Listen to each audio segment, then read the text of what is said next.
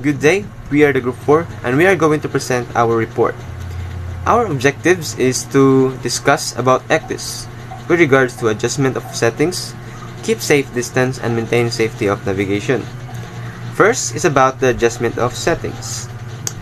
ECDIS has become the essential tool for watchkeeping officers on ships. Navigating a ship with an ECDIS is fundamentally different from navigating with paper charts. It is important that the masters, navigating officers, and ship owners are aware of the benefits of managing the chart display, safety settings, and alarm system of ECDIS. ECDIS-equipped vessels have been involved in a number of groundings which may have been avoided if not been for failure in setup and use of ECDIS safety settings and alarm settings. Then, inappropriate settings are likely to render the safety of counter alarms meaningless. The use of ECDIS safety settings has often been overlooked by navigating officers due to either ignorance or insufficient knowledge.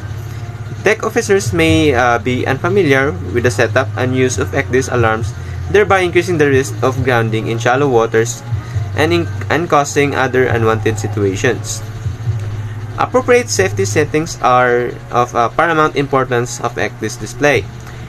These settings control how the ECDIS presents depth information, making it easier to visualize areas of water that are safe for the vessel to navigate in from those which are not.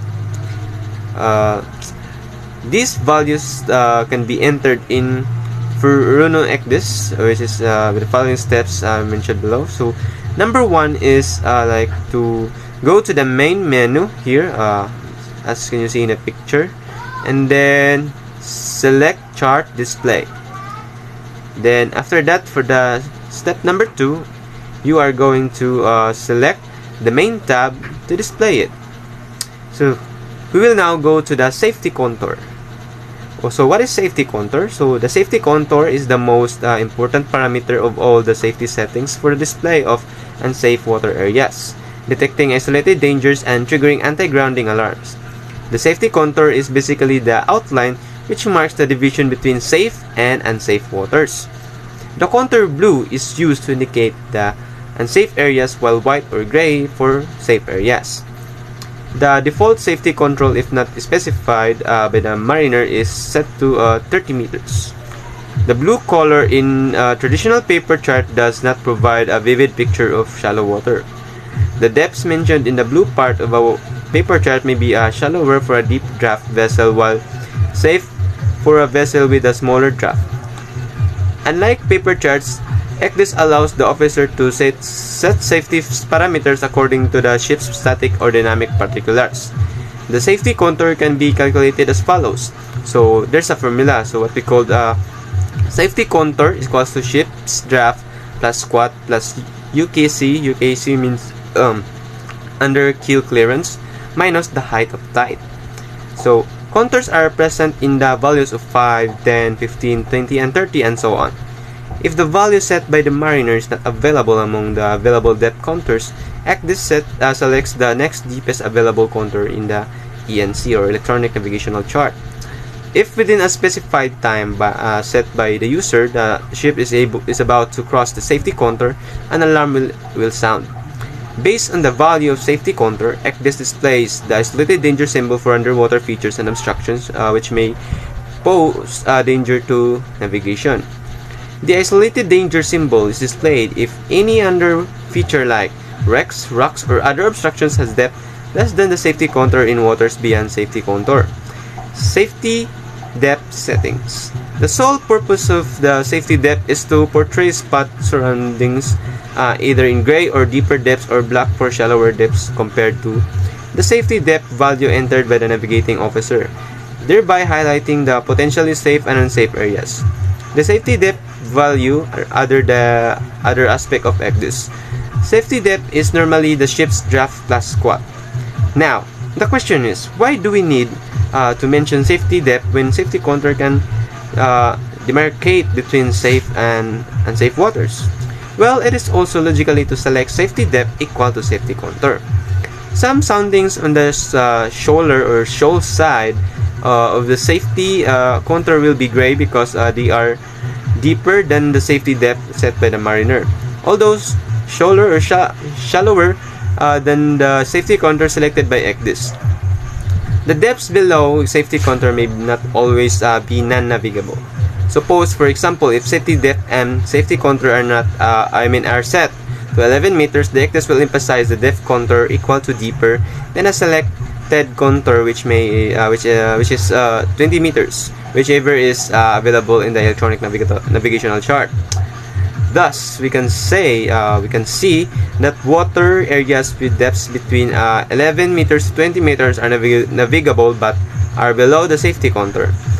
This provides the mariner with additional information about where the ship could most safely pass if crossing the safety contour is required. Well, an alarm will still sound. This could provide additional maneuvering room in narrow passages where safe depths exist. Well, actually, there is a possibility that depths shallower than the safety depth may exist at one point in the navigable waters. Safety depth settings will then highlight this danger. So that is all for my part. I will give the floor to my colleague. Thank you. So good day to all. I am here to discuss about the proper use of the continuation about the proper use of ECDIS and safety settings. So in the zone of confidence in CATZO, in calculating safety depth, it is also important to consider CATZO's features or the zone of confidence. We should be aware that much of a survey displayed on the ENCs derives from data that is many years old and hence cannot be relied upon completely for its authenticity. ZOC is used to determine the accuracy of the underlying hydrographic data. This is available in 6 categories. It enables the mariners to make sensible decisions on a degree reliance placed on the chart on planning the passage or conducting a navigation. So, in the zone of confidence cancel, let us consider as an example. If the ship draft is 7.7 meters and the squat is 1 meter, effective draft is 8.7 meters. The required company UKC is in the 10% of the deepest draft, which is the 0.87, approximately 0.9 meters.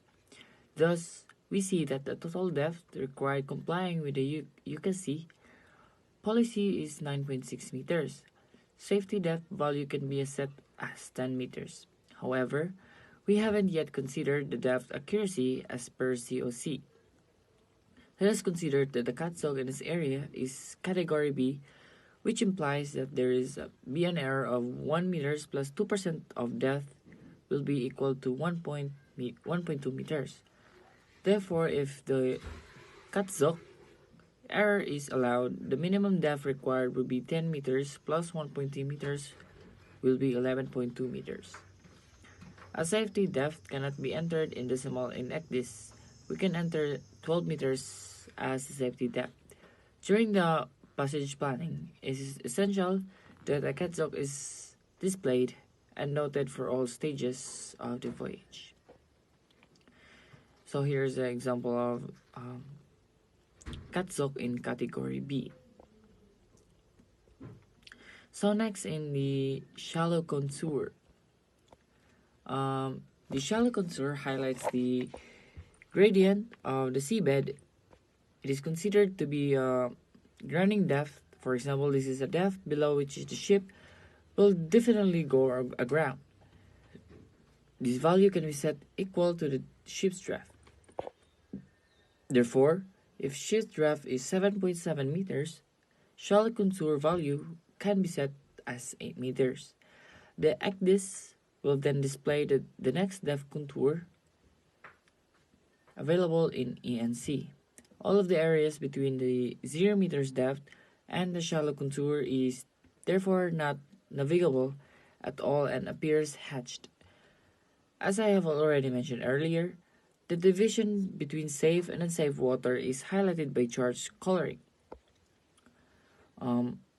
with the blue color for indicating the unsafe area, while white and gray for the safe areas. The unsafe area will further defined with the selection of the contour, shallow contour showing the dark blue in the shallow water and the light blue between the shallow water and the safety contour when 4 shade displayed is selected. Thank you, and now I'm going to forward you to the next presenter. Deep water contour setting. This is normally set to twice the ship's draft. However, navigating officers can use deep water contour value the way they want. So this is the illustration. Deep water contour setting. ECDIS also gives the option of simple two-color shading. In this situation, light blue and deep blue will merge into a single blue color, and gray and white will merge to a single white color. If the value of the safety contour is changed, the boundary between two depth shades changes accordingly. Two depth shades can be used during nighttime with caution to reduce the contrast difference between adjacent deep areas. The picture above shows that the 4-shade depth option is not selected. The pictures below show a comparison between 2-shade and 4-shade depth in daytime and in nighttime.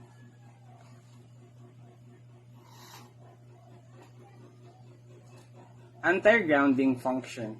The look-ahead or watch vector actually compares the safety settings that have been entered by the navigating officer with the depth information obtained in the ENC and generates an indication or warning where the safety settings will be contravened. It provides advanced warning of dangers or cautions, primarily intended to prevent grounding. It acts as a final layer of safety should a navigational danger be missed by the visual check or route scan. The scan area is sometimes displayed as a cone or column on screen and should be set to a distance appropriate to the amount of navigable water ahead of the vessel. This value should be determined for each stage of the voyage and noted in the passage plan.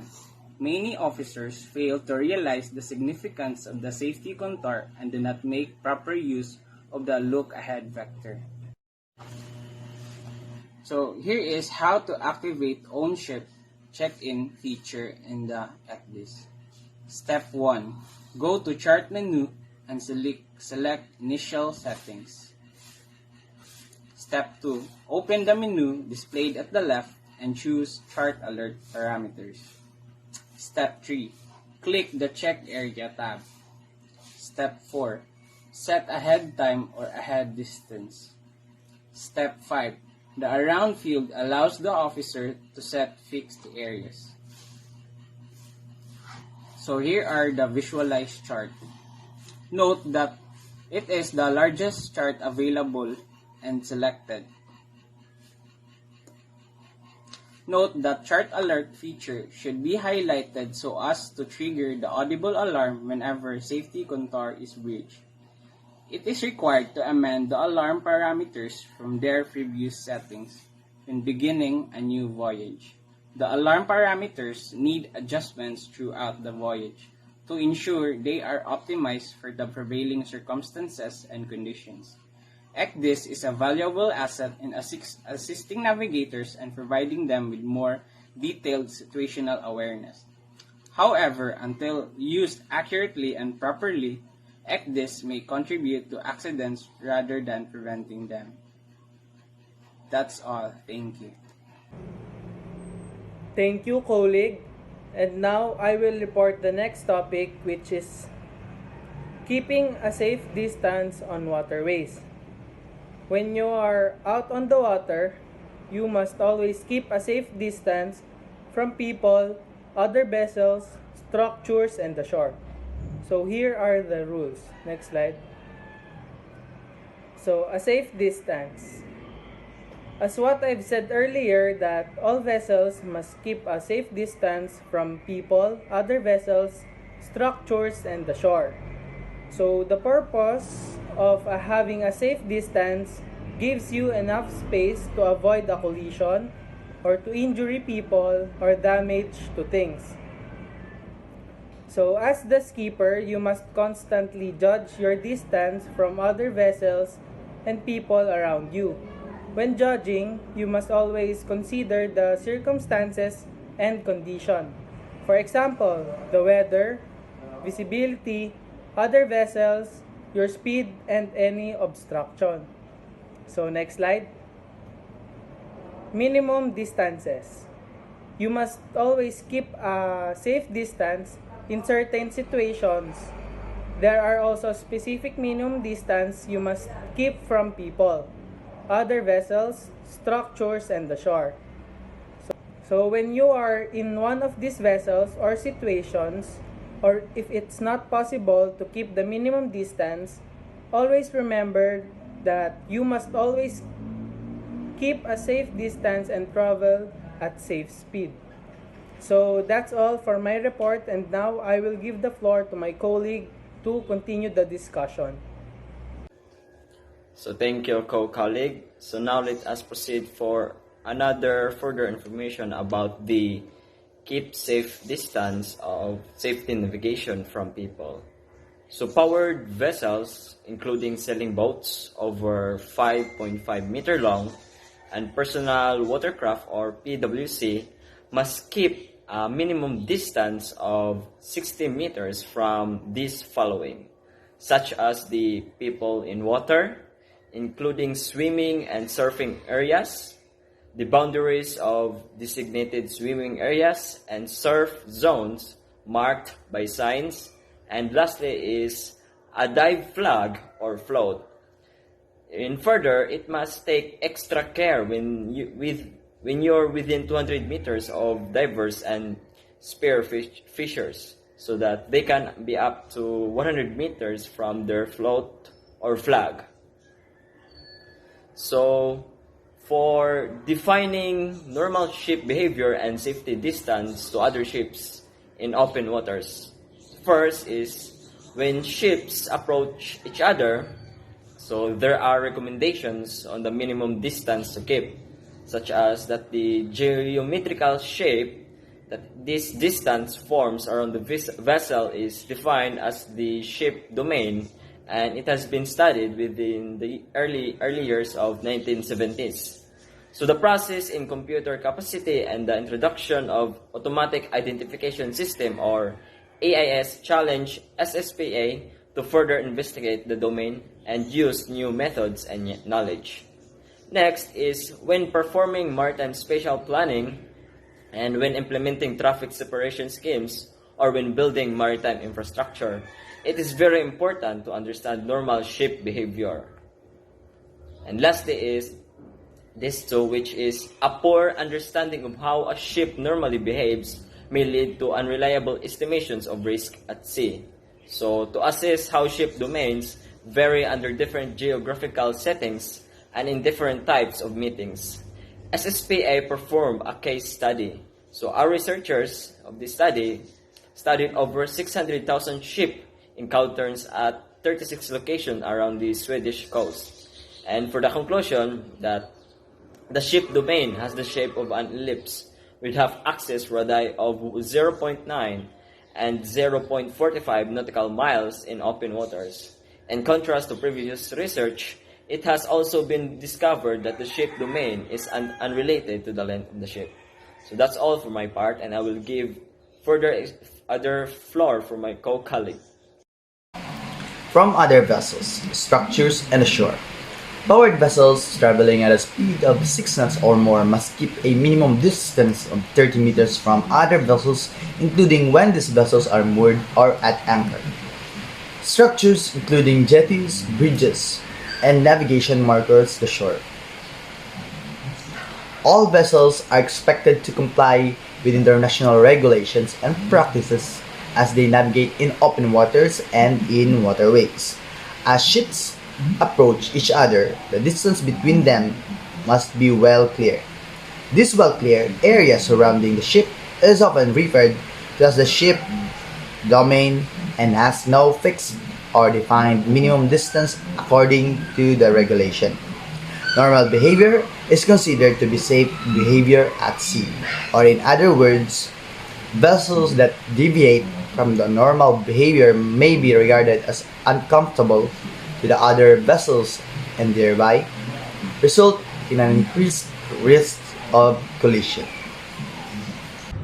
So thank you, co-cadet.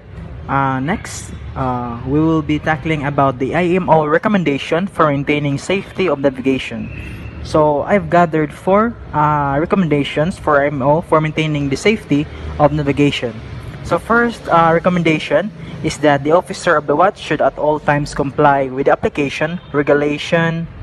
applicable regulation for preventing collision at sea. So the officer of the watch is the master's representative, and his primary responsibility at all times is the safe navigation of the ship. He should at all times apply with the applicable regulations for preventing collision at sea. So the next recommendation is the officer of the watch should ensure that the efficient lookout is maintained. It is of special importance that at all times the officer of the watch ensures that an efficient lookout is maintained. In a ship with a separate chart room, the officer of the watch may visit the chart room when essential for a short period for the necessary performance of his navigational duties, but he should previously satisfy himself that it is safe to do so and ensure that an efficient lookout is maintained. So the second to the last recommendations for IMO for maintaining safety of navigation is the officer of the watch should remember that engines are at his disposal and not to hesitate upon using them in case of need. So the officer of the watch should bear in mind that the engines are at his disposal and he should not hesitate to use them in case of need. However, timely notice of intended variation of engine speed should be given where possible. He should also know that handling characteristics of his ship, including its stopping distance, and should appreciate that other ships may have different handling characteristics. So the last recommendation from IMO for maintaining safety of navigation is that the officer of the watch should remember that the sound signaling apparatus is at his disposal and not to hesitate upon using them in case of need. So the officer of the watch should also bear in mind that the sound signaling apparatus is at his disposal and he should not hesitate to use it in accordance with the applicable regulations for preventing collisions at sea. So that's all from our part. That's all. Thank you. Thank you, Cadet. So for now, for additional information about the safety of navigation. So safety is also improved if navigators refers regularly to other navigation aids such as radar and maintain situational awareness by looking out of the bridge window. Extensive training or bridge team in the use of ECDIS and other systems is also an important element of safe navigation. So the use of ECDIS and electronic navigational charts or ENC on skips has reduced the number of casualties, said Ship Insurers UK P&I Clubs Loss Prevention's Director Stuart Edmonston. This can improve the safety of navigation. For example, it has significantly improved the accuracy and reliability of navigational charts, he explained. Corrections and updates such as rec and cable positions used to be added manually on paper charts, but with ENC, the corrections are added automatically by way of a CD or downloaded through the ship's satellite communications. Overlays are also possible with data from the Automatic Radar Plotting Aid, or most commonly known as ARPA, and Automatic Identification System, or the AIS, superimposed over ENC or the Electronic Navigational Chart.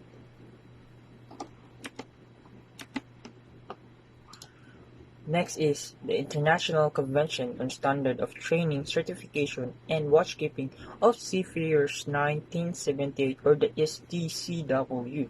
So, as in the first basic principle to be observed in keeping a navigational watch is, first, party shall direct attention of ship owners, ship operators, masters, and watchkeeping personnel to the following principles which shall be observed to ensure that a safe navigational watch is maintained at all times. The master of every ship is bound to ensure that watchkeeping arrangements are adequate for maintaining a safe navigational watch. Under the master's general direction, the officers of the watch are responsible for navigating the ship safely during their periods of duty, when they will be particularly concerned with avoiding collision and stranding. Third is the basic principles, including but not limited to the following, shall be taken into account on all ships. And lastly, watch arrangements. So there are different arrangements, especially on doing watchkeeping. So that's all for my additional information about safety of navigation on board ship. Thank you for listening. Have a good day.